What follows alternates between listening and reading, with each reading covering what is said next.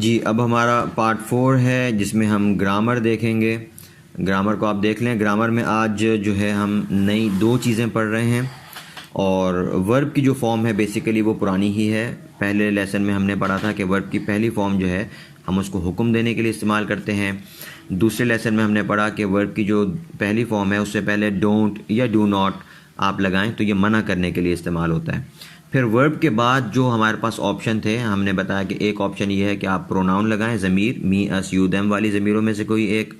दूसरा ऑप्शन आपके पास ये था कि आप नाउन लगा रहे थे और तीसरा ऑप्शन ये था कि नाउन और उससे पहले एडजेक्टिव। तो ये 3 तरह से हम जुमले बना रहे थे। आज जो है वो जो नाउन था हमारा, जैसे हम नाउन से पहले एडजेक्टिव लगा सकते हैं तो इसके अलावा हमारे पास कुछ और अल्फाज भी हैं जो नाउन से पहले लगते हैं। तो 2 तरह के अल्फाज हम आज पढ़ेंगे। नंबर 1 आप देख रहे हैं यहाँ पे लिखा है पजेसिव एडजेक्टिव्स, POSSESSIVE,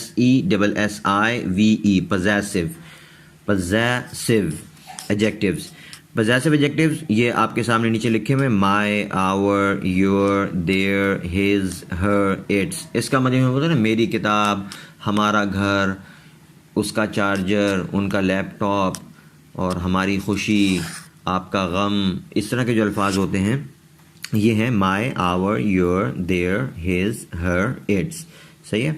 इसके बाद लिखे हुए demonstrative pronoun, demonstrative pronouns. Demonstrative pronouns का मतलब जो किसी चीज़ की तरफ इशारा करने के लिए आए कि ये वाली किताब, वो लड़के और ये किताबें और वो इमारत। इस तरह हम जब इशारा करते हैं ना, इशारा करके जब हम बोलेंगे तो हम ये इस्तेमाल करेंगे। ये देख लें, दिस, ये, दैट, वो, दीज, ये सब, दोज, वो सब।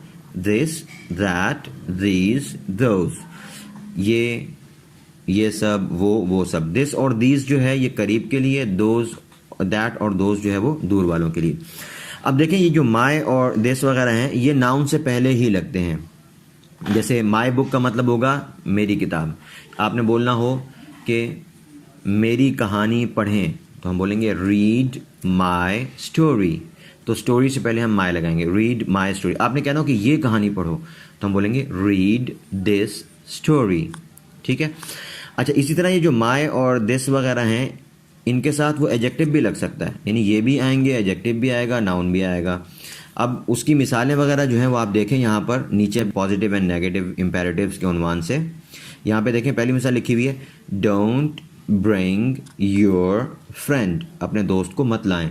यहाँ पे योर सिर्फ इस्तेमाल हुआ है और फ्रेंड नाउन है, नाउन से पहले योर का इस्तेमाल हुआ जो आज हमने नया लफ्ज़ पढ़ा है। इसी तरह आगे लिखा हुआ है राइट माई ऐसे, मेरा मजमून पढ़ें, यहाँ पर माई इस्तेमाल हुआ है। इस तरह आगे ड्रिंक योर जूस, अपना जूस पिएं, यहाँ पर भी योर इस्तेमाल हुआ है। Don't speak to his father, उसके वालिद से बात मत करें, तो यहाँ पर देखें हिज इस्तेमाल हुआ है। ठीक। रीड दिस बुक, अब ये जो हमने इसमें इशारा पढ़े दिस, दैट, दिस, तो उसकी मिसाल आ गई रीड दिस बुक, ये किताब पढ़ें। आगे है रीड न्यू बुक, नई किताब पढ़ें। ये हमने कल पढ़ लिया था कि हम नाउन से पहले एडजेक्टिव भी लगा सकते हैं, रीड न्यू बुक। अब हम क्या कर रहे हैं, दिस और न्यू दोनों को जमा कर रहे हैं अगले जुमले में। देखें रीड दिस न्यू बुक, ये वाली नई किताब पढ़ें। इसी तरह आगे देखें कॉल योर फ्रेंड, अपने दोस्त को बुलाएं। Call your new friend, your भी लग गया और न्यू एडजेक्टिव भी लग गया, अपने नए दोस्त को बुलाएं। तो इस तरीके से हमारे पास ऑप्शंस बढ़ गए। एक ऑप्शन ये है कि हम सिर्फ प्रोनाउन लगाएं, सही है। दूसरा ऑप्शन ये है कि हम सिर्फ नाउन लगा दें। तीसरा ऑप्शन ये है कि हम एडजेक्टिव और नाउन लगाएं। चौथा ऑप्शन ये है कि हम पजेसिव एडजेक्टिव यानी माय, आवर, योर, देयर और फिर नाउन लगाएं। पांचवा ऑप्शन हमारे पास ये है कि हम दिस, दैट, दीज, दोज और फिर नाउन लगाएं। छठा ऑप्शन ये है कि हम पजेसिव एडजेक्टिव भी लगाएं, एडजेक्टिव भी लगाएं और फिर नाउन लगा दें, यानी माय, आवर, योर, देयर भी लगाएं और कोई सिफत भी लगाएं। सातवां ऑप्शन हमारे पास ये है कि हम दिस, दैट, दीज, दोज लगाएं, उसके बाद कोई एडजेक्टिव लगाएं और उसके बाद फिर नाउन लगाएं। तो अब 7 तरीकों से देखें आप जुमले बना सकेंगे।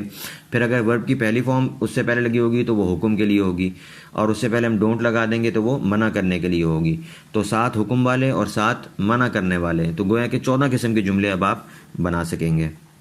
आगे एक्सरसाइज है, ये मैं एक मरतबा जुमले पढ़ देता हूँ, आप इसको देख लें इंग्लिश वाले जुमले। Read the sentences and translate them into Urdu, इनको उर्दू में आपने ट्रांसलेट करना है। Accept his suggestion. Number 2, don't invite my guests. Number 3, don't call your roommates. Number 4, buy its charger. Number 5, throw our garbage. Number 6, sell this old house. Number 7, help your new friend. Number 8, invite this new student. इसके बाद नीचे उर्दू के जुमले हैं जिनको आपने English में translate करना है, और आज फिर इसमें गलती है कि ट्रांसलेट इनटू उर्दू लिखा हुआ है जबकि ये ट्रांसलेट इनटू इंग्लिश होना चाहिए। खैर कोई बात नहीं, आप उर्दू को तो उर्दू में तर्जमा नहीं करेंगे, इंग्लिश में ही करेंगे।